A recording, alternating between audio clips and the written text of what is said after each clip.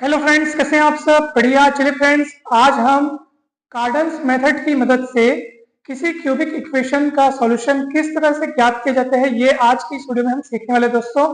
कार्डन विधि बहुत ही इंपॉर्टेंट है और इस टॉपिक से आपके एग्जाम में एक न एक क्वेश्चन आता ही है दोस्तों। तो इतना महत्वपूर्ण टॉपिक है ये, कार्डन विधि से त्रिघात समीकरण का हल। ठीक है दोस्तों, कार्डन विधि से त्रिघात समीकरण का हल, इस टॉपिक से आपके पास एक न एक क्वेश्चन आपके एग्जाम में आएगा ही आएगा दोस्तों। तो हमने यहाँ पे क्वेश्चन लिख रखा है, solve the cubic equation x cube minus 15x minus 126 is equal to 0 by Cardan's method. ठीक है, तो कार्डन की विधि से हम इस त्रिघात समीकरण को हल करने वाले दोस्तों। एक बहुत ही महत्वपूर्ण बात, थ्योरी ऑफ इक्वेशंस, इस टॉपिक में जितने भी टॉपिक यानी कि इसके ठीक पहले के जितने भी टॉपिक्स हैं जिसमें हमने polynomial equation, simple roots, multiple roots और relation between roots and coefficients of equation, और उसके बाद हमने ट्रांसफॉर्मेशन ऑफ इक्वेशंस, तो तमाम टॉपिक्स आप पिछले वीडियोस में जरूर देखिएगा और उन सभी वीडियोस के लिंक आपको इसी वीडियो के डिस्क्रिप्शन बॉक्स में मिल जाएंगे। इस वीडियो के डिस्क्रिप्शन बॉक्स में जाइएगा, आपको इसके पहले के सारे वीडियोस के लिंक लेक्चर क्रमांक वाइज मिलेंगे। यानी आपको टॉपिक का क्रम निर्धारण करने में भी कोई दिक्कत नहीं है कि बस आप लाइन से सारे वीडियोस देखते जाइए। इसके ठीक पहले वाले वीडियो में हमने डिस्कर्टिस रूल ऑफ साइन को देखा था, अर्थात दकार्ते का चिन्ह नियम, डिस्कार्टिस रूल ऑफ साइन, जिसको हमने बहुत डिटेल में और बहुत अच्छे से अनेक सारे सवालों के साथ उसको समझा दोस्तों।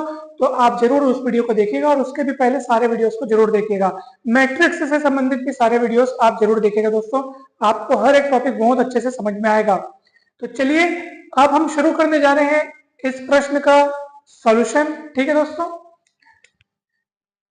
कार्डन मेथड से सॉल्व करने के लिए, ठीक है, सबसे पहली बात तो कार्डन मेथड कैसे इक्वेशंस को सॉल्व करने के लिए यूज होता है, पहले वो सुनिए।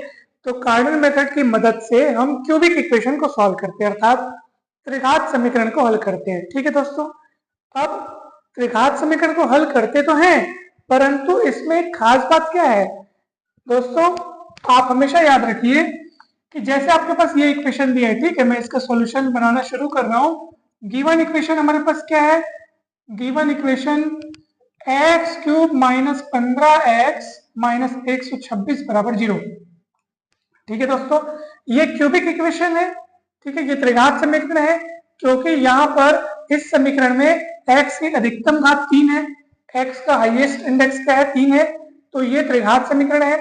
और खास बात ये है दोस्तों कि ये जो आप क्यूबिक इक्वेशन देख रहे हैं ये अपने स्टैंडर्ड फॉर्म में है। कौन से फॉर्म में है? स्टैंडर्ड फॉर्म में है, यानी मानक रूप में है। अब आप कहेंगे सर ये स्टैंडर्ड फॉर्म क्या होता है, क्यों आप इसको स्टैंडर्ड फॉर्म में है ऐसा कह रहे हो? क्योंकि दोस्तों क्यूबिक इक्वेशन का स्टैंडर्ड फॉर्म ये होता है कि भाई आपको यहाँ पे 3 घात वाला पद दिखेगा, क्योंकि क्यूबिक इक्वेशन है तो त्रिघात वाला पद तो दिखना ही चाहिए। लेकिन साथ ही साथ खास बात यह है कि 3 घात के बाद सीधा आपको 1 घात वाला पद और कांस्टेंट नजर आएगा, 2 घात वाला पद यहाँ पे गायब है दोस्तों। तो इस बात का आप ध्यान रखिएगा। देखो 3 घात के बाद सीधा 1 घात और फिर सीधा कांस्टेंट टर्म आपको दिखाई दे रहा है। तो इसको बोलते हैं अपन कि भैया ये क्यूबिक इक्वेशन का कैसा फॉर्म है? स्टैंडर्ड फॉर्म है। और स्टैंडर्ड फॉर्म में हो तभी आप कार्डन मेथड से उसको आगे सॉल्व कर सकते हैं। अब आप कहेंगे सर मान लो अगर हमको दिया हुआ इक्वेशन स्टैंडर्ड फॉर्म में नहीं है तब क्या करेंगे? मान लीजिए कुछ इक्वेशन कुछ इस तरह से है, ठीक है, मान लीजिए इक्वेशन ऐसा है। अब यहाँ पे 3 घात के बाद 2 घात वाला पद भी है, फिर 1 घात वाला भी कांस्टेंट भी है, तो ये दोनों से तो हमको कोई दिक्कत नहीं है, ये दोनों तो होने ही चाहिए। जैसे इसमें भी है 1 घात वाला पद और कांस्टेंट पद, इसमें भी है, इसमें भी है। परंतु ये जो 2 घात वाला पद है वो, अभी देखो क्यूबिक इक्वेशन है ये, बल्कि ये क्यूबिक इक्वेशन ये अपने कंप्लीट फॉर्म में है, क्योंकि इसमें 3 घात 2 घात 1 घात और कांस्टेंट सभी पद हैं, तो ये कंप्लीट फॉर्म में है। परंतु ये क्यूबिक इक्वेशन अपने स्टैंडर्ड फॉर्म में नहीं है, क्योंकि स्टैंडर्ड फॉर्म किसको बोलते हैं? Standard form of cubic equation क्या होता है? जिसमें 3 घात वाला पद हो, क्योंकि क्यूबिक इक्वेशन है तो 3 घात वाला पद तो होना ही चाहिए, उसके बाद सीधा 1 घात वाला पद और कांस्टेंट हो, 2 घात वाला पद न हो, तब स्टैंडर्ड फॉर्म में होगा। तो अभी ये स्टैंडर्ड फॉर्म में नहीं है। और अगर आपको कोई बोलेगा कि भैया इसको कार्डन मेथड से सॉल्व करो, मान लो ऐसा इक्वेशन देगा और बोलेगा कार्डन मेथड से सॉल्व करो, तो बोलेंगे कि भैया पहले हम इसको स्टैंडर्ड फॉर्म में कन्वर्ट करेंगे, ऐसे फॉर्म में कन्वर्ट करेंगे जिसमें दो घात वाला पद नहीं होगा, ठीक है। फिर जब स्टैंडर्ड फॉर्म में कन्वर्ट हो जाएगा, स्टैंडर्ड फॉर्म में जब, तब आप उसको कार्डन मेथड से आगे सॉल्व करेंगे दोस्तों। तो अब आपको समझ में आ गया होगा कि कार्डन मेथड से सॉल्व करने के लिए पहले आपको क्यूबिक इक्वेशन को स्टैंडर्ड फॉर्म में लाना होता है। अगर प्रश्न में स्टैंडर्ड फॉर्म में नहीं दिया है तो आप उसको स्टैंडर्ड फॉर्म में लाइए, परंतु यहाँ पर जो हमको सवाल दिया है इसमें तो हमारे पास दिया हुआ इक्वेशन बेचारा पहले से स्टैंडर्ड फॉर्म में है, ठीक है। तो ये तो ऑलरेडी स्टैंडर्ड फॉर्म में है, तो हम डायरेक्ट यहाँ पे कार्डन मेथड लगाएंगे और इस क्यूबिक इक्वेशन को सॉल्व करेंगे। अगर ऐसा इक्वेशन आपके पास दिया हो जो स्टैंडर्ड फॉर्म में नहीं है, तो पहले अपन इसको स्टैंडर्ड फॉर्म में कन्वर्ट करेंगे, स्टैंडर्ड फॉर्म में बदलेंगे, तब जाकर के उसका सॉल्यूशन करेंगे दोस्तों, ठीक है। अब आपको अच्छे से समझ में आ गया होगा। तो चलिए अब हम इसको सॉल्व करते हैं दोस्तों। तो आपको बहुत ही सरल तरीका है दोस्तों इसको सॉल्व करने का। कार्डन मेथड बहुत ही सरल है, थोड़ा भी कठिन नहीं है। जो जो प्रोसेस अपन करते जाएंगे उसको आप अच्छे से देखते जाइएगा, अच्छे से सीखते जाइएगा, फिर वैसे ही आप दूसरे सवालों में भी कीजिएगा, ठीक है। मान लीजिए, माना x is equals to u plus v, ऐसा आपको मानना है दोस्तों, ठीक है। और इसको अपन नंबर 2 कह देते हैं। चलिए दोनों ओर वर्ग कर दो, सॉरी त्रिघात, क्योंकि अपने को x क्यूब है ना भाई, दोनों ओर त्रिघात कर दो, त्रिघात माने क्यूब, तो दोनों ओर त्रिघात करने पर, ताकि अपन त्रिघात, अब आप कहेंगे सर त्रिघात क्यों कर रहे हैं, क्योंकि यहाँ पे एक्स क्यूब है ना भाई। तो अपन जब इसको त्रिघात करेंगे तो जो चीज तैयार होगी और इक्वेशन 1 और अपने को जो इक्वेशन मिलेगा उन दोनों को कंपेयर करेंगे। तो कंपेयर करने के बाद आगे सरलता होगी दोस्तों। तो दोनों ओर त्रिघात करने पर कीजिए त्रिघात, तो क्या होगा, इधर होगा एक्स क्यूब, उधर होगा u प्लस वी का क्यूब, इस तरीके से। अब उधर फॉर्मूला लगेगा दोस्तों, a प्लस बी की घात 3 मतलब a की घात 3, a की घात 3 प्लस b की घात 3, ठीक है, a की घात 3 प्लस b की घात 3 plus 3ab a plus b, ये सूत्र होता है दोस्तों, याद रखिएगा। a प्लस बी, यहाँ पे u प्लस v है, आप सूत्र याद रखना, a प्लस बी की घात 3 का a की घात 3 धन b की घात 3 धन 3ab a प्लस b, ऐसा। चलिए आगे बढ़ते हैं। अब गौर से देखो, u क्यूब है ना भाई, एक्स क्यूब बराबर u cube plus v cube plus 3uv, और ये u प्लस वी है दोस्तों, और ये u प्लस वी को आपने x माना है, देखो x बराबर u प्लस वी, तो ये हो जाएगा x, ठीक है।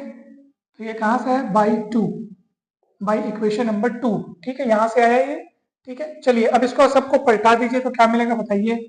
तो ये एक्स क्यूब हो जाएगा, फिर डायरेक्ट में इसको पहले लिख लेता हूँ -3uv(x), ठीक है, ये पलट के इधर आ गया, इसको भी पलटा लाइए, u cube plus v cube, है ना भाई, ये पूरे के पूरे को एक साथ पलटा के माइनस में ला दिया और बराबर 0।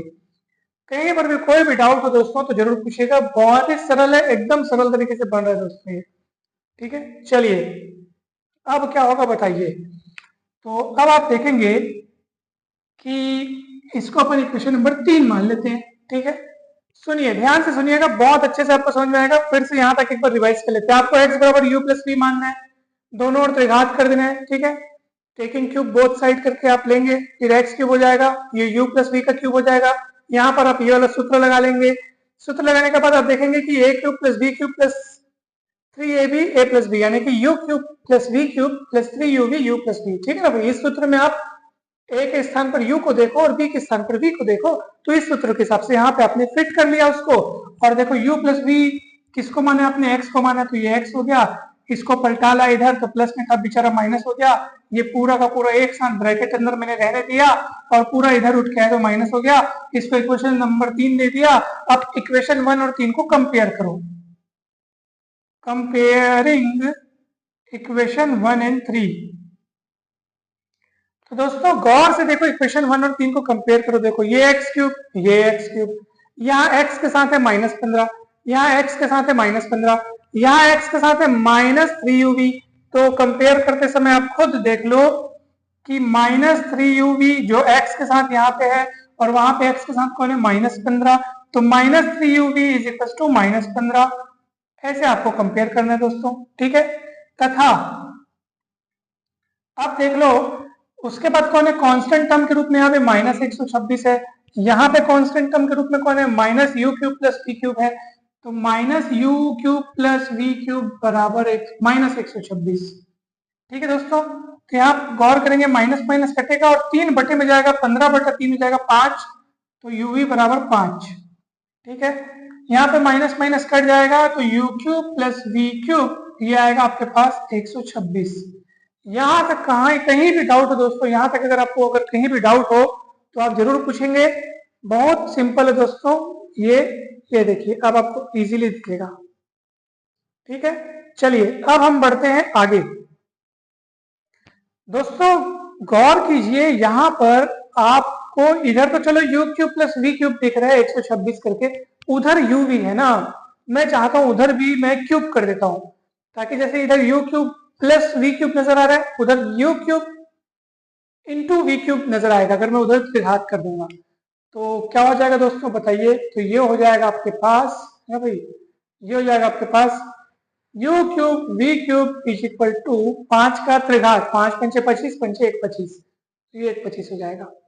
और u cube plus v cube कितना हो जाएगा दोस्तों, 1 26। मतलब हमारे पास यू क्यूब और वी क्यूब का योग है और इन्हीं दोनों का गुणन है। ये दो चीजें आपके पास तैयार हो गई है दोस्तों।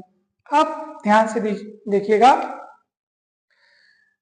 तो आप यहाँ पे दोस्तों एक स्क्वायर यानी कि क्या बोलते हैं उसको, अपन बोलेंगे उसको क्वाड्रेटिक इक्वेशन। ठीक है, स्क्वायर वाला इक्वेशन, स्क्वायर यानी कि वर्ग समीकरण जिसको अपन कहते हैं क्वाड्रेटिक इक्वेशन। तो ये जो यू क्यूब और वी क्यूब है उसको अपन लिखेंगे। ठीक है, अतः यू क्यूब और वी क्यूब वर्ग समीकरण, ठीक है, किसके वर्ग समीकरण यानी quadratic equation t square minus u cube plus v cube into t plus u cube v cube is equal to 0 के मूल हैं। अब ये वाली लाइन अगर आपको थोड़ी कठिन लग रही है, आप सोचेंगे सर ये लाइन कैसे आई सर, ये बड़ा कठिन लग रहा है, समझ में नहीं आ रहा है सर, तो इसको समझाओ सर। तो देखो ध्यान से देखो, ये लाइन क्यों लिखी है, कैसे लिखी है, अपन ने ध्यान से देखो। दोस्तों आप सभी को याद होगा जब हम बचपन में स्कूल में, जब हम लोग कक्षा 10वीं में जब हम लोग पढ़ते थे, 9वीं या 10वीं में ये टॉपिक था कि जैसे आपको किसी वर्ग समीकरण के दो मूलों का योग दिया होता था। ठीक है, मान लो अल्फा और बीटा वर्ग समीकरण के दो मूल है, वर्ग समीकरण मतलब क्वाड्रेटिक इक्वेशन के दो रूट्स हैं अल्फा और बीटा, और मान लो दोनों का योग आपको दिया है कि दोनों का योग इतना इतना है और दोनों का गुणनफल इतना इतना है। ठीक है, दोनों का गुणनफल आपको दिया होता था और दोनों का योग दिया होता था और बोलता था कि वर्ग समीकरण बनाइए। ठीक है, बचपन में आप याद किए होंगे ऐसी चीजें कि भाई दो मूलों का आपको योग दिया और दोनों मूलों का गुणन दिया और आपको बोल रहा है वर्ग समीकरण बनाइए। तो आप वर्ग समीकरण देखो ऐसे बनाते थे, एक्स में अगर अपने को बनाना है वर्ग समीकरण तो एक्स स्क्वायर माइनस दोनों मूलों का योग इंटू एक्स प्लस दोनों मूलों का गुणनफल। ठीक है, फिर इनकी जो भी अपने को वैल्यू दी होती थी, जैसे इसका वैल्यू मान लो दिया है 5, इसका वैल्यू दिया मान लो 4, तो यहाँ पे अल्फा प्लस बीटा का मान 5 रखते थे, अल्फा इंटू बीटा गुणन 4 रखते बराबर 0। ये वर्ग समीकरण तैयार हो गए दोस्तों। अगर आपको मूलों का योग और मूलों का गुणन दिया होता था तो वर्ग समीकरण इस तरीके से तैयार करते थे। अब कुछ मत करो, आप अल्फा की जगह पे आप देखो यू क्यूब और बीटा की जगह पे वी क्यूब, तो देखो दोनों का योग अपने पास मिल चुका है, u cube plus v cube equal to 126 अपने पास तैयार रखा हुआ है, और दोनों का गुणनफल इन्हीं अल्फा बीटा का गुणनफल अर्थात यही यू क्यूब और वी क्यूब का गुणनफल कितना रखा है 125, ये भी अपने पास तैयार रखा है। तो सीधी सी बात है कि जब आप इससे इससे इस तरीके से इक्वेशन बनाते थे पहले, ये अपने पढ़ा हुआ है अपने बचपन की कक्षाओं में कि जब ये दिया होता था ये दिया होता तो आप वर्ग समीकरण ऐसे बनाते थे। तो अभी वही काम तो कर रहे हैं, अल्फा बीटा की जगह में इन दोनों को देखो ना, alpha plus beta, alpha into beta, तो यू क्यूब और वी क्यूब जैसे इसके रूट्स कौन है, जैसे इस इक्वेशन के रूट्स कौन है अल्फा बीटा है ना, ये अल्फा बीटा, वैसे इस इक्वेशन के रूट्स कौन हो जाएंगे यू क्यूब वी क्यूब। तो अपन वर्ग समीकरण यानी कि क्वाड्रेटिक इक्वेशन बना रहे हैं और जिसके रूट्स कौन कौन होंगे यू क्यूब और वी क्यूब होंगे, तो वो इस वर्ग समीकरण कौन होगा इस तरह से होगा, क्योंकि अगर ये रूट्स हैं तभी तो यहाँ पे मूलों का योग आएगा और यहाँ पे मूलों का गुणन आएगा। आप इसको ऐसे भी लिख सकते हैं एक्स स्क्वायर माइनस, ये देखो ये अल्फा प्लस बीटा कौन है मूलों का योग, तो मूलों का योग है ना भाई, यानी sum of roots into x plus product of roots यानी मूलों का गुणनफल। ठीक है, इज इक्वल्स टू 0। ठीक है। तो इस तरीके से भी आप इसको, इस सूत्र को लिख सकते हैं दोस्तों। और ये सब हमने पिछली कक्षा में पढ़ा हुआ है कि जब आपको दो रूट्स दिए हो, ठीक है, दो गिवन रूट्स, दो आपके पास रूट्स दिए हो, तो आप पहले उनका योग निकालते हैं, उनका गुणन निकालते हैं, फिर इस सूत्र में मान रखते हैं और सीधा आपके पास क्वाड्रेटिक इक्वेशन तैयार हो जाता है, वर्ग समीकरण तैयार हो जाते हैं। तो या तो आपके पास प्रश्न में दोनों रूट्स दिए होते थे, या फिर आपको डायरेक्ट या फिर मूलों का गुणन और मूलों का योगफल दिया होता था, आप तुरंत मान रखते थे और आपको वर्ग समीकरण तैयार होता जाता था। ठीक है दोस्तों, तो चलिए अब उसी चीज को तो हमने यहाँ रखना है दोस्तों। अल्फा की जगह पे आप देखो यू क्यूब और बीटा की जगह पे देखो वी क्यूब। तो आप देखो अल्फा प्लस बीटा मतलब u cube plus v cube आपको दिया है, और अल्फा इंटू बीटा मतलब u cube into v cube आपको दिया है। और फिर जिस तरीके से आपने यहाँ पे इक्वेशन बनाया है x square minus alpha plus beta x plus alpha into beta, वैसे देखो T square minus alpha plus beta T plus alpha into beta. तो अब ऐसी बात है कि जैसे हम यहाँ पे भी इक्वेशन क्वाड्रेटिक बनाए थे, वैसे ये भी क्वाड्रेटिक इक्वेशन बन गया। ठीक है, ऐसा बना है दोस्तों। ठीक, तो यू क्यूब वी क्यूब वर्ग समीकरण इतने के मूल हैं। ठीक है दोस्तों, जिसमें आपको यहाँ सम ऑफ रूट्स रखना है, यानी कि इसका ये वाला और ये प्रोडक्ट ऑफ रूट्स रखना है। ठीक, चलिए अब वैल्यू रख दीजिए। अतः वर्ग समीकरण कौन सा है हमारे पास, टी स्क्वायर माइनस, ठीक है भाई, और u cube plus v cube, उसका मान 126 है तो 126 टी, और इसका मान कितना है 125, तो ये 125। अब इसको सॉल्व करेंगे दोस्तों, तो टी स्क्वायर, इसको 126 माइनस 126 को ऐसे दो भागों में तोड़ो जिसका गुणा करने पर 125 आए, तो माइनस 125 टी और माइनस टी और प्लस 125 बराबर 0। टी टी कॉमन निकलेगा, टी माइनस 125 माइनस 1 कॉमन निकलेगा, टी माइनस 125। तो यहां से आपके पास दोस्तों आएगा टी माइनस 125 बराबर, मतलब टी माइनस 125, टी माइनस 125, साथ ही साथ टी माइनस 1, तो बराबर 0। अलग अलग जीरो बराबर रखोगे तो टी की दो वैल्यू आएगी, टी बराबर 125 और टी बराबर 1। तो दोस्तों इस इक्वेशन के ये दोनों रूट्स आ गए 125 और 1। ठीक है, और इस इक्वेशन के रूट्स को आपने क्या कहा था, यू क्यूब वी क्यूब, यानी कि यही लोग में से कोई एक यू क्यूब है और यही लोग में से कोई दूसरा क्या है, वी क्यूब। तो आप अपनी इच्छा से किसी को भी यू क्यूब और दूसरे को वी क्यूब मान लो। चाहो तो अगर इसको यू क्यूब बोलोगे तो वो वी क्यूब हो जाएगा, या इसको यू क्यूब बोलोगे तो ये वी क्यूब हो जाएगा, तो जो आपकी इच्छा हो। तो अपन, क्योंकि देखो ये कौन लोग हैं, ये इस इक्वेशन के रूट्स हैं, और रूट्स की वैल्यू आ चुकी है, मतलब यही यू क्यूब वी क्यूब की वैल्यू है, तो किसी भी एक को आप यू क्यूब कह दो इसमें से, और अगर इसको यू क्यूब बोल रहे तो उसको वी क्यूब कह दो, ऐसा। ठीक है दोस्तों, कहीं पर भी कोई भी डाउट हो जरूर पूछिएगा दोस्तों। एक और बात, खास बात, अब आप देखो u cube is equal to 125, तो यहां से हो जाएगा दोस्तों यू इक्वल 125 का क्यूब रूट, यहां से v क्यूब बराबर हो जाएगा 1, तो यहां से आपके पास v बराबर हो जाएगा 1 का क्यूब रूट। ठीक है दोस्तों, कहीं पर भी कोई भी डाउट होगा तो जरूर पूछिएगा। अब 125 का क्यूब रूट क्या होगा दोस्तों, क्या होगा 125 का क्यूब रूट, तो चलिए 125 का क्यूब रूट अपन निकालते हैं। वास्तव में दोस्तों 125 का क्यूब रूट होता है 5 ओमेगा और 5 ओमेगा स्क्वायर। क्यों बताऊं, क्योंकि देखो 125 को आप किस तरह से सोचिए बताऊं, ये देखो रफ कार्य, 125 को आप सोचिए 125 का क्यूब रूट निकालना है, तो 125 मतलब होता है 5 की घात 3, 5 की घात 3 गुणित 1, ऐसा आप सोचो उसको, और ये क्यूब रूट सोचो। ठीक है, अब 5 की घात 3 और पूरे घात में 1/3, और इधर 1 की घात में 1/3। गौर से देखिए, आपको कहीं पर भी डाउट है तो आप जरूर पूछिएगा इसको। ठीक है, अब क्या होगा बताइए, अब क्या होगा, अब ये तो घात 3 कट जाएगा, तो यहाँ 5 बचेगा, और गुणित ये 1 का क्यूब रूट, तो 1 का क्यूब रूट कौन होता है, 1 ओमेगा और ओमेगा स्क्वायर, तो गुणा करोगे तो क्या आएगा 5 ओमेगा और 5 ओमेगा स्क्वायर। इस तरह से 125 की क्यूब रूट आएंगे दोस्तों। देखो ये 125 है, उसका क्यूब रूट निकालना है अपने को। 125 को लिख सकते हैं 5 की घात 3 गुणा 1 लिख सकते हैं, अलग अलग बांट दिए, 5 की घात 3 पूरे घात 1/3 और 1 की घात में 1/3, तो यहाँ से 3 कटेगा तो 5 बचेगा, और ये इकाई का घनमूल, इकाई का क्यूब रूट, यूनिटी का क्यूब रूट, तो 1 का क्यूब रूट कौन होता है, 1 ओमेगा और ओमेगा स्क्वायर, तो 5 गुणा हो जाएगा, तो 5 एकम 5 ओमेगा ओमेगा स्क्वायर है ना भाई, इस तरीके से, तो 5 ओमेगा स्क्वायर करके ये 125 का घनमूल हुआ इस तरीके से। तो यहाँ पे दोस्तों u की वैल्यू क्या हो जाएगी, u की वैल्यू आ जाएगी आपकी 5 ओमेगा स्क्वायर। वैसे ही v की वैल्यू क्या हो जाएगी, 1 ओमेगा ओमेगा स्क्वायर, क्योंकि 1 इकाई का घनमूल जो है, इकाई का घनमूल 1 ओमेगा ओमेगा स्क्वायर होता है दोस्तों। ठीक है, चलिए तो ये u की 3 वैल्यूज मिल गई, v की 3 वैल्यूज मिल गई। अब अपने को क्या करना है दोस्तों, एक बात ध्यान रखना है अपने को दोस्तों, ठीक है, एक बात एकदम अच्छे से ध्यान रखना है। तो मैं शुरुआत वाला मिटा रहा हूं दोस्तों, ये प्रोसेस आपको बहुत अच्छे से समझ में आ गया। बस यही काम, ऐसे ही काम करना है हर सवाल में। बस अगर स्टैंडर्ड फॉर्म में इक्वेशन नहीं दिया तो पर स्टैंडर्ड फॉर्म में अपन बदलेंगे, ठीक है। स्टैंडर्ड फॉर्म में कैसे बदलेंगे, उसका दूसरा पद गायब करके, मतलब घात 2 वाला पद गायब करके, ठीक है। इंडेक्स 2 वाला पद गायब करके अपन दूसरे पद को मतलब गायब कर देंगे और वो फिर स्टैंडर्ड फॉर्म में बदल जाएगा।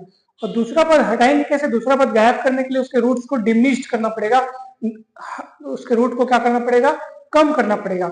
रूट कम करने के लिए अपने को वहां पे वो सिंथेटिक डिवीजन वाले मेथड का इस्तेमाल करना होगा। तो वो उसका भी एक क्वेश्चन बताऊंगा, लेकिन नेक्स्ट वीडियो में दोस्तों। तो आप चैनल को जरूर सब्सक्राइब कर लीजिए दोस्तों, ताकि नेक्स्ट वीडियो, अभी कार्डन मेथड से अनेक सारे सवालों को बनाना अभी आप लोगों को सीख लेना है दोस्तों। काफी सारे सवाल बनाएंगे, ऐसे सवाल भी बनाएंगे जिसमें इक्वेशन के रूट जो है वो कॉम्प्लेक्स फॉर्म में आएंगे। ऐसे सवाल भी बनाएंगे जिसमें स्टैंडर्ड फॉर्म में नहीं होगा, तो किन किन तरीकों से हम स्टैंडर्ड फॉर्म में अपन बदल सकते हैं।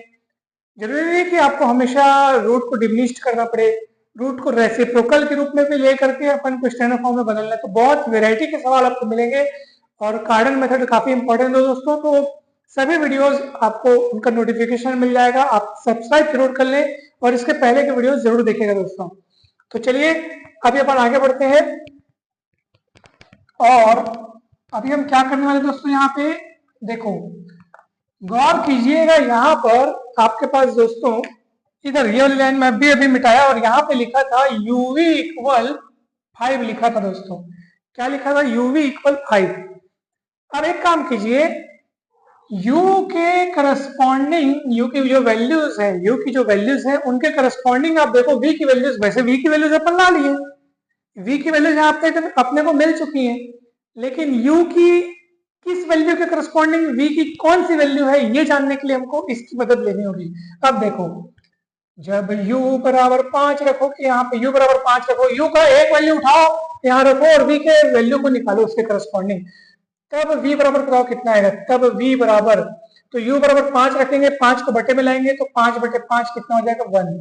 यानी कि ये जो v की वैल्यू 1 है ना, वो u की वैल्यू 5 के करस्पॉन्डिंग v की वैल्यू 1 है, ऐसा। फिर जब चलो u की दूसरी वैल्यू उठाओ 5 ओमेगा, ठीक है, 5 ओमेगा यहाँ रखो यहाँ रखो यहाँ रखो और 5 ओमेगा को बटे में लाओ, तब v बराबर कितना होगा बताओ, v बराबर होगा 5 बटे 5 ओमेगा। तो 5 5 कटेगा और 1 अपॉन ओमेगा होता है ओमेगा स्क्वायर। याद रखिएगा दोस्तों ये दो चीजें कि 1 अपॉन ओमेगा होता है ओमेगा स्क्वायर और 1 अपॉन ओमेगा स्क्वायर होता है ओमेगा, याद रखो दोनों एक दूसरे के व्युत्क्रम होते हैं। 1 अपॉन ओमेगा यानी ओमेगा स्क्वायर और 1 अपॉन ओमेगा स्क्वायर यानी ओमेगा, ठीक है। तो इस चीज को याद रखना। ऐसा क्यों होता है, क्यों होता है ऐसा, ऐसा इसलिए होता है क्योंकि ओमेगा क्यूब का मान 1 होता है दोस्तों। तो ओमेगा क्यूब में से ओमेगा को हटा के अगर आप नीचे लाओगे तो ओमेगा स्क्वायर वहां बचेगा। इसको आप दो भागों में तोड़ सकते हो ना, ओमेगा क्यूब को दो भागों में तोड़ सकते हो, ओमेगा इंटू ओमेगा स्क्वायर। किसी भी एक को रोक के बाकी को नीचे लाओगे तो कोई भी एक, मतलब जैसे इसको रोक के इसको नीचे लाओगे तो ये उसका उल्टा हो जाएगा। जैसे आपने इसको यहाँ रोका और इसको नीचे लाया तो 1 upon omega square equal to omega हो गया, और जैसे ओमेगा को नीचे लाते ओमेगा को रोकते तो 1 upon omega equal to omega square हो जाता है, ठीक है। तो वही इसी को अपन ने यहाँ पे लिखा है दोस्तों। तो ये 1 अपॉन ओमेगा हो गया ओमेगा स्क्वायर। तो v का मान कितना, अच्छा एक एक 5 5 कट गया तो v का मान ओमेगा स्क्वायर है। मतलब ये जो v की वैल्यू ओमेगा स्क्वायर है ये u की वैल्यू 5 ओमेगा के करस्पॉन्डिंग है, इसके करस्पॉन्डिंग ये मिल रहा है दोस्तों अपने को, ठीक है। तो याद रखिएगा जब अपन फाइनल आंसर जब लाने को होंगे तो अपने को करस्पॉन्डिंग u की जिस वैल्यू के करस्पॉन्डिंग v की जो वैल्यू है उनको ऐड करने हैं दोस्तों, इस चीज को ध्यान रखिएगा। चलिए जब u की वैल्यू 5 ओमेगा स्क्वायर तब v की वैल्यू कितनी मिलेगी बताओ दोस्तों। ये कहां से आपको पता है ना भाई, ये यहाँ पे आया था, मैंने उसको अभी मिटा दिया है, यहाँ पे लिखा था uv बराबर 5 और u cube plus v cube बराबर 126 यहाँ आया था, जिसको फिर मैंने दोनों पक्षों में त्रिघात किया था तो मेरे पास ये तैयार हुआ था, ठीक है। याद रखिएगा आप लोग, ठीक है। तो इसी को मैं उठा करके यहाँ लिखा हूं और मतलब इसी से अपने को ये करस्पॉन्डिंग वैल्यूज पता चलते जा रही है, ठीक है। चलिए तो u बराबर जब 5 ओमेगा स्क्वायर रखोगे, u बराबर 5 ओमेगा स्क्वायर रखोगे, यहाँ पे पलटाओगे तो v का मान 5 बटे 5 ओमेगा स्क्वायर, 5 5 कटेगा और 1 अपॉन ओमेगा स्क्वायर की वैल्यू हो जाएगी ओमेगा। यानी कि u की इस वैल्यू के करस्पॉन्डिंग v में अपने को ओमेगा मिल रहा है दोस्तों, याद रखिएगा। तो u और v दोनों की वैल्यूज तो मिल गई है, परंतु कौन किसके करस्पॉन्डिंग है वो यहां से पता चल रहा है। ठीक है, चलिए दोस्तों, अब आप मुझे बताइए कि भाई यहां से अपने पास अपन याद करो शुरुआत में x बराबर क्या माने थे, u प्लस v, याद करो शुरुआत में माने थे ना। अब u और v के मान रखते जाओ, सीधी सी बात है। जब u बराबर 5 तब v बराबर 1 आया था। ठीक है, और यहाँ u और v दोनों के मानों को रखो तो x का मान कितना मिलेगा दोस्तों, x का मान मिलेगा 5 धन 1 बराबर 6। ये x का पहला वैल्यू आ गया। अब देखो, जब u का मान आपने 5 ओमेगा रखा था तब v का मान कितना मिला, ओमेगा स्क्वायर मिला, यानी कि यहाँ से x की दूसरी वैल्यू मिल जाएगी 5 ओमेगा प्लस ओमेगा स्क्वायर। ठीक है, और वैसे ही जब u बराबर आपने 5 ओमेगा स्क्वायर रखा तब v बराबर ओमेगा मिला, यानी कि x की वैल्यू u प्लस v का मान यहाँ रखोगे मतलब तो 5 ओमेगा स्क्वायर प्लस ओमेगा। तो इस तरह से x के तीनों मान मिल गए दोस्तों। ठीक है, x के तीनों मान मिल गए और आपका इक्वेशन जो है वो क्या हो गया, सॉल्व हो गया दोस्तों। ये देखो x के तीनों वैल्यूज, हमारा मकसद क्या था, इक्वेशन सॉल्व करने का मतलब ये होता है कि अननोन वैल्यू का वैल्यू पता कर लिए। इसको और अच्छे से आपको सिंप्लीफाई करना है, आप अगर चाहते हैं तो यहाँ पे ओमेगा और ओमेगा स्क्वायर का मान रख सकते हैं, क्या मान होता है उनका वो भी बता देते हैं आपको। अब ये वाला भी अपन मिटाते हैं दोस्तों, ये स्टेप भी आप अच्छे से याद रख लीजिए, यही काम अपने को हर सवाल में करना है दोस्तों। ठीक है, चलिए ध्यान से देखिएगा दोस्तों, ओमेगा को अगर आप बोल रहे हो -1 प्लस i√3/2 तो ओमेगा स्क्वायर हो जाएगा -1 माइनस i√3/2। याद रखिएगा इस चीज को। ठीक है, अगर आप इसको ओमेगा बोल रहे हो ना तो ये ओमेगा स्क्वायर हो जाएगा। अगर आप चाहो तो उल्टा भी कर सकते हो, मान लो आपका इच्छा है अगर इसको ओमेगा बोलो तो ये ओमेगा स्क्वायर हो जाएगा। दोनों एक दूसरे के वर्ग है, इसको वर्ग करने से ये तैयार होता है और इसको वर्ग करने से ये तैयार होता है। तो इस चीज को याद रखेगा दोस्तों। ठीक है, अगर इसको ओमेगा बोल रहे हो तो आप ये ओमेगा स्क्वायर कहना।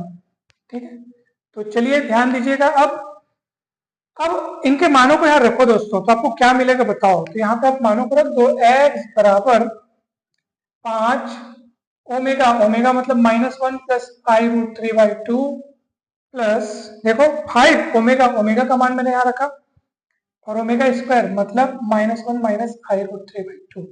अब इसको सिंप्लीफाई कर लो, आपका ये सिंप्लीफाई होकर आपको मिल जाएगा दोस्तों।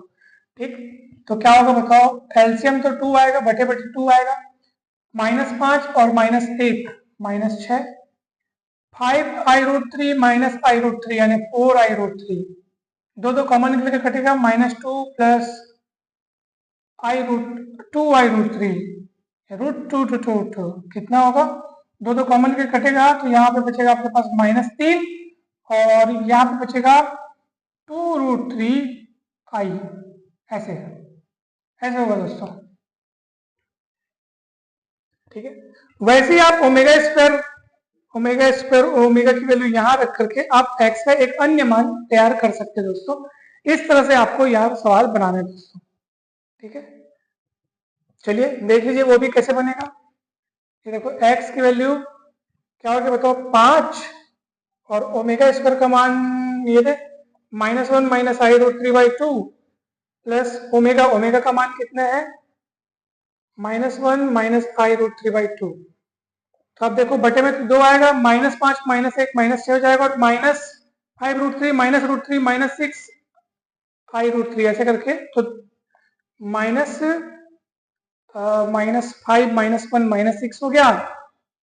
और अच्छा दोनों तो सेम हो गया, ये यहाँ पे क्या है 5 ओमेगा स्क्वायर प्लस ओमेगा है ना, प्लस होगा तो ये हो जाएगा बस -5√3i प्लस i√3i हो जाएगा 4 ऐसा, तो -3 -2√3i ऐसा।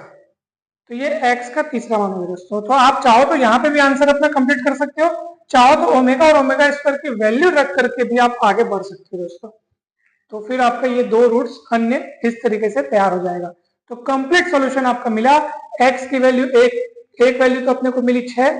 ठीक है, x की एक वैल्यू तो अपने को यही मिल गई थी, x = 6, और जो अन्य बची हुई जो दो वैल्यूज थी उनमें से आपको ये एक यहाँ पे मिली और एक यहाँ पे मिली। तो तीनों रूट्स को लास्ट में आप लाइन से ऐसे कॉमा कर करके लिखिएगा और बोलेगा दिस इज रिक्वायर्ड सॉल्यूशन। ठीक है, इस तरह से कार्डन मेथड से आपको सॉल्व करना है दोस्तों। कहीं पर भी कोई भी डाउट आएगा तो जरूर पूछिएगा दोस्तों। अब एक और खास बात दोस्तों, जैसे अपन ने u क्यूब बराबर 125 और v क्यूब बराबर 1 लाया, ठीक है, उसके बाद अपने ये क्यूब रूट निकाल के ये ताम झाम करके पूरा अपने उसका करस्पॉन्डिंग वैल्यू निकाला, जोड़ा, ठीक है, क्योंकि x बराबर u प्लस v माने थे तो अपन जोड़ करके इस तरीके से रूट्स लाए हैं। अगर आपको दूसरा तरीका से समझना है तो आप ऐसा भी एक काम है जो कर सकते थे। अब वो काम क्या है मैं आपको बता रहा हूँ। अब मैं इसको मिटा रहा हूँ दोस्तों, ठीक है। मतलब जो दूसरा तरीका है ना, उसमें आपको क्या करना है और क्या नहीं करना है ध्यान से देखिएगा, ठीक है। दूसरा तरीका मतलब दूसरा तरीका मतलब पूरा पूरा दूसरा तरीका नहीं, शुरुआत तो आपको वैसी करनी है, वैसे बनाते चलना है, वैसे बनाते चलना है, बनाते चलना है, बनाते चलना है। यहाँ के बाद का जो काम है, ठीक है, u क्यूब बराबर 125 आया और v क्यूब बराबर 1 आया, तो यहाँ के बाद का जो काम है उसको करने का दूसरा तरीका देखो। अभी अपन ने क्या किया कि u क्यूब बराबर 125 और v क्यूब बराबर 1 आया, तो ऐसे क्यूब रूट निकाल के लिखा, फिर जोड़ा जोड़ा जो भी किया, तो वो एक तरीका हो गया, ठीक है। अब यहाँ के बाद का दूसरा तरीका देखो, अपने पास u क्यूब बराबर 125 आया है और v क्यूब बराबर 1 आया है, ठीक है दोस्तों। दोस्तों याद रखें, जो दूसरा तरीका बोलने का मतलब है कि जो इसके बाद का जो सॉल्यूशन हुआ है, यानी कि इसके बाद का जो हिस्सा है ना, उसको बनाने का एक और तरीका।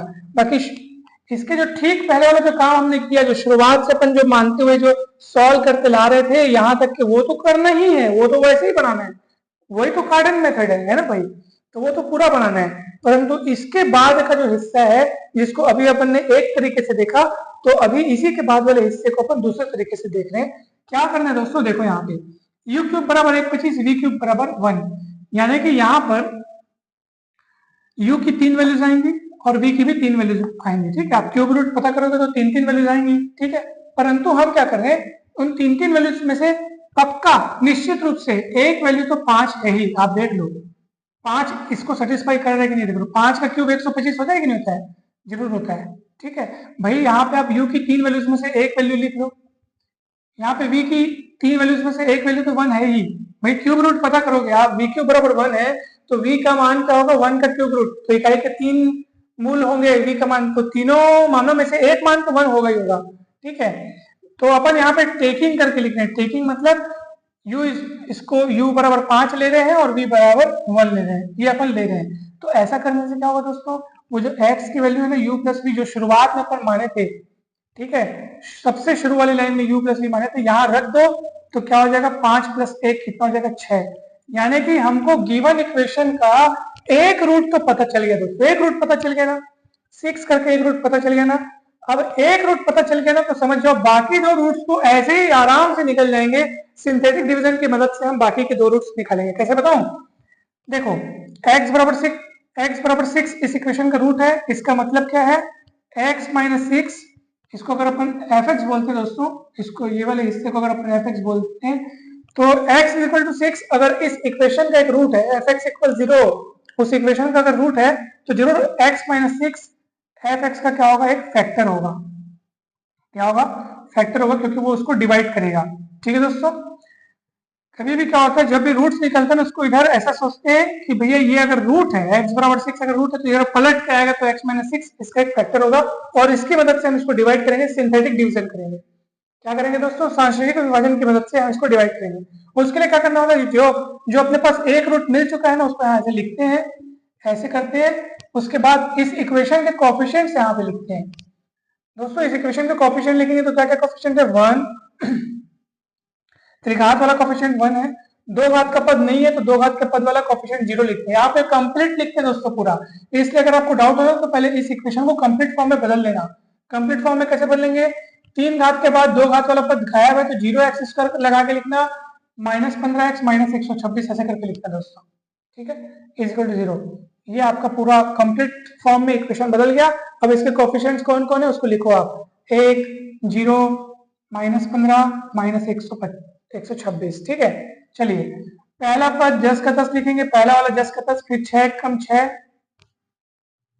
फिर जोड़ोगे तो 6, 6 छक्के 36, ठीक है दोस्तों। फिर 36 में 15 गया तो 21, इस तरीके से आपको काम करना है।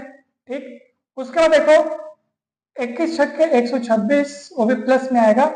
ठीक है, तो प्लस 126 और माइनस 126 क्या हो जाएगा, कट जाएगा, जीरो आएगा। और लास्ट में जीरो आना ही था क्योंकि आप उसके द्वारा सिंथेटिक डिवीजन करा रहे हो जो उस देखो 6 की मदद से करा रहे हो, 6 उस इक्वेशन का एक रूट है जो कि आ चुका है अपने पास। ठीक है, तो दोस्तों अब क्या होगा बताऊं, अब ना जो बचा हुआ फैक्टर होगा, जैसे x minus six F x का एक फैक्टर होगा, बचा हुआ फैक्टर आपको यहां से मिलेगा x square minus 6x plus 21, ये बचा हुआ फैक्टर है। और इस बचे हुए फैक्टर को जब आप जीरो के बराबर रखोगे तो यहां से आपको दो रूट्स मिल जाएंगे।